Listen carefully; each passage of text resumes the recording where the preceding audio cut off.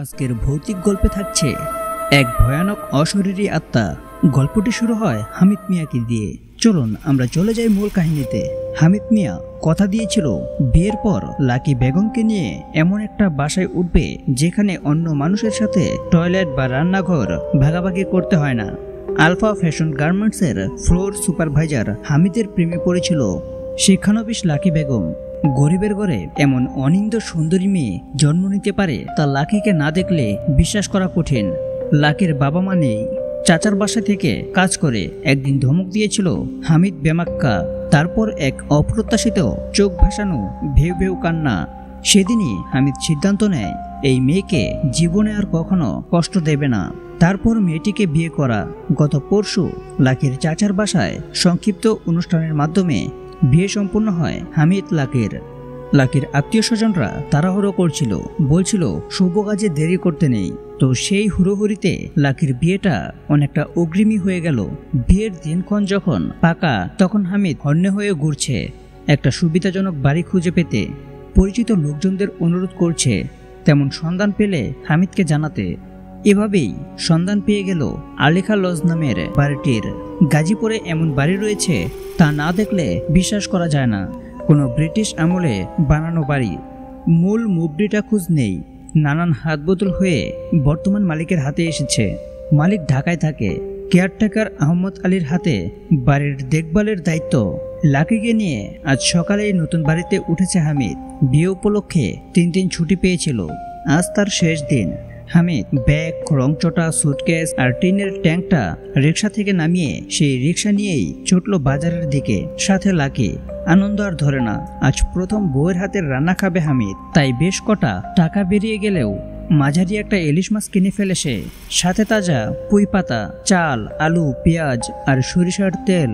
চলে গেল আরো বেশি কিছু টাকা। হামিদের পকেটের অবস্থাও তখন বেশি ভালো না, তবু মনে আনন্দের জোয়ার। সুন্দরী নতুন বউ ঘরে, তার জন্য রান্না করবে, তাকে আদর করে ঘুম পাড়াবে। ভরপেট রাতের রান্না খেয়ে শোয়ার আয়োজন করছে হামিদ দম্পতি। কাল সকালে আবার কাজে লেগে পড়তে হবে। ঘুম থেকে উঠতে হবে সূর্য ওঠার সাথে। তাই হামিদ যখন আধশোয়া হয়ে বিছানায় কম্পমান অপেক্ষায়, তখন দেরি না করে আরো কিছু গোপনীয়তার আশায় লাকি উঠে গেল রাস্তার পাশের জানলাটি সাটিয়ে দিতে। রাস্তাটি এরই মধ্যে বেশ নির্জন হয়ে গেছে। এমনিতে এই বাড়ির ত্রিসীমানায় অন্য কোনো বাড়ি নেই। তার উপর গড় গোছাতে গোছাতে রাত প্রায় 10:30। লাকি আলগোছে দৃষ্টিপাত করে রাস্তার পারে।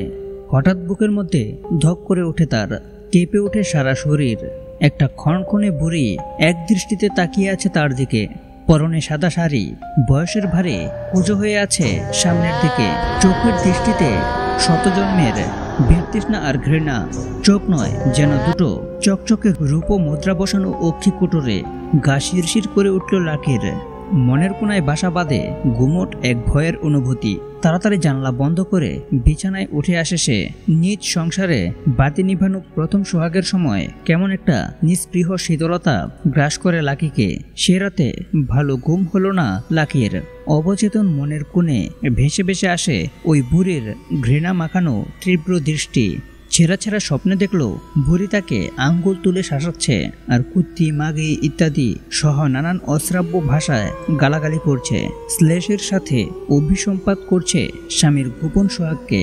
অস্বস্তি নিয়ে ঘুম ভাঙে লাকির। ভোরে ভোরেই হামিদ মিয়া কাজে গিয়েছে। পান্তা ভাত, কাঁচা পেঁয়াজ আর বাসি তরকারির ঝুলি ছিল নাস্তা। যদিও ইচ্ছে ছিল পরোটা, আলু ভাজি করার, কিন্তু গত রাতের অস্বস্তি, হেতু অনিদ্রা আর প্রথম সোহাগে অভিজ্ঞতার ক্লান্তি লাকিকে এগোতে দিল না।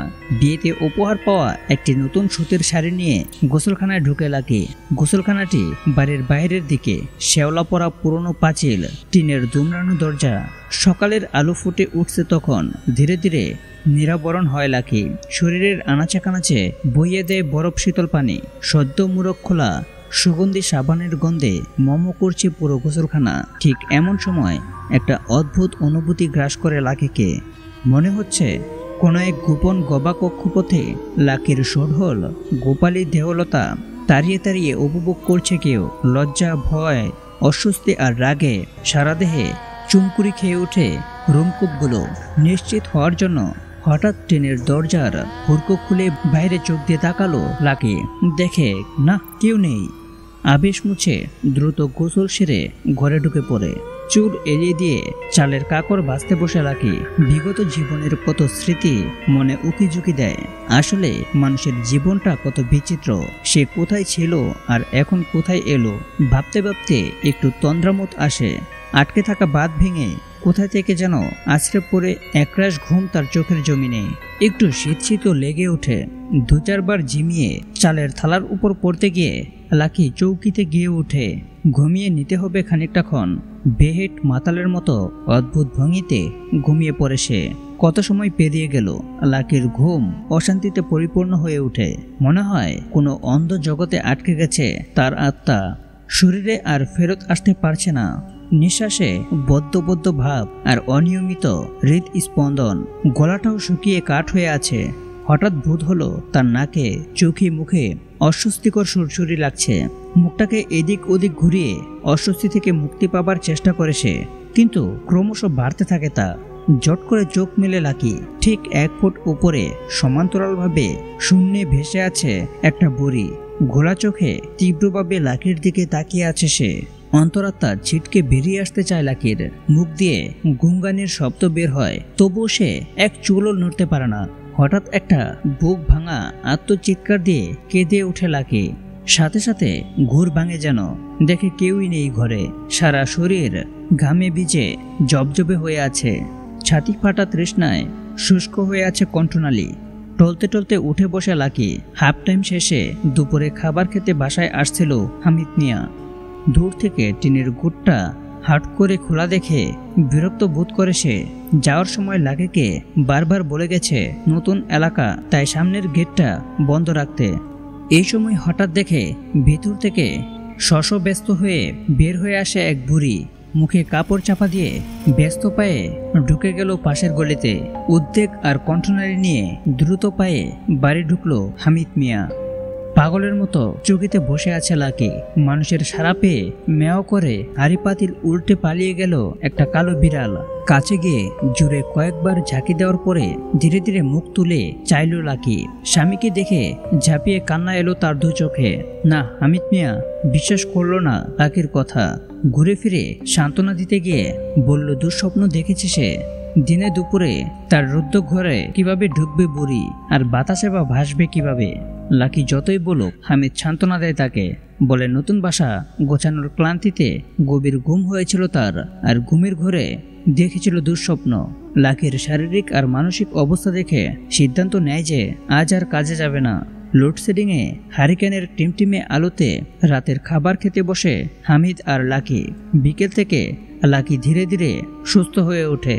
আর কোনো অসুবিধা হয়নি তারপর, বরং সন্ধ্যায় চা বানিয়ে আগুনে গরম পুরি সিঙ্গারা দিয়ে খেয়েছিল 2 টোনাটুনি, আর গুট গুট করে গল্প করছিল ভবিষ্যতের। খেতে বসে হামিদ ভাবে 1 ফালি লেবু হলে ভালো জমতো খাবারটা। লাকিকে বলতেই রহস্যময় হাসি উঠে গেল সে। এক মনে খাচ্ছিল হামিদ মিয়া। হঠাৎ সামনের দেওয়ালে ঝিকমিক করে উঠল ধাতব প্রতিফলন। তড়িৎ গতিতে পিছনে ফিরে পাথরের মতো জমে গেল হামিদ। লাকি এক হাতে ছোড়া উঁচিয়ে দাঁড়িয়ে আছে তার পিছনে। হামিদের মাথার তালুর দিকে তাক করা, চোখে কোনো কালো অংশ নেই, পুরোটাই সাদা। বনবন করে ঘুরছে চারপাশে। আরেক হাতে অর্ধ কাটা কাগজি লেবু থেকে ঝরঝর করে গড়িয়ে পড়ছে তাজা রক্ত। লাকির হাতে তালু বরাবর ফালি ফালি গভীর ক্ষত। লাকি বলে তীব্র কণ্ঠে আর্তনাদ করে ওঠে হামিদ। কাকা করে কর্কশ কণ্ঠে ডেকে ওঠে পাশের আম গাছে আশ্রয় নেওয়া কয়েক শত কাক। নরক গোলজার শুরু হয়ে গেছে যেন চারপাশে। এবার বিস্ফোরিত চোখে হামিদ দেখে লাকির লম্বা চুলগুলো উপরে উঠে যাচ্ছে। সাথে সাথে লাকিও চুল ধরে কেউ তাকে ঝুলিয়ে রেখেছে ছাদের সাথে। হঠাৎ হঠাৎ মুখের চামড়া কুঁচকে গিয়ে রূপ নিতে চায় কোনো এক বিভৎস বুড়ির। যেন ভেতর থেকে জোর করে ফেরিয়ে ফুরে বের হতে চায় অন্য কোনো সত্তা। এমনই সময় কোথা থেকে এক বুক সাহস এসে ভর করল হামিদ মিয়ার কলিজায়। লাকির প্রতি স্নেহে আচ্ছন্ন হয়ে উঠল মন। এক লাফে চোখের উপরে দাঁড়িয়ে আল্লাহু আকবার বলে লাকির হাঁটু ধরে নিচের দিকে টান দিল সে। নারিকেল গাছের মৃত শাখার মতো ঝুপ করে মেঝেতে লুটিয়ে পড়ল লাকি।